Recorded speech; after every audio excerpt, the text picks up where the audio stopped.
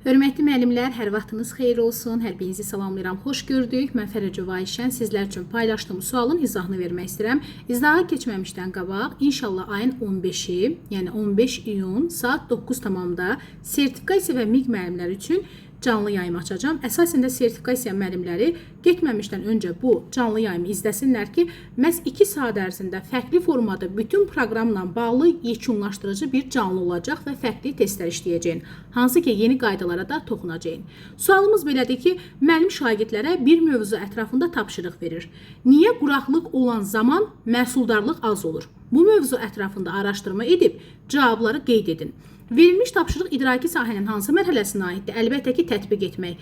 Burada araşdırmaq nə isə təhlil eləmir. Sadəcə tapşırıqla bağlı araşdırma edir və qeyd edir. Yəni, araşdırdığı məlumatları yerinə yetirir, yəni tətbiq edir. Ona görə də cavabımız olacaq tətbiq etmə mərhələsi.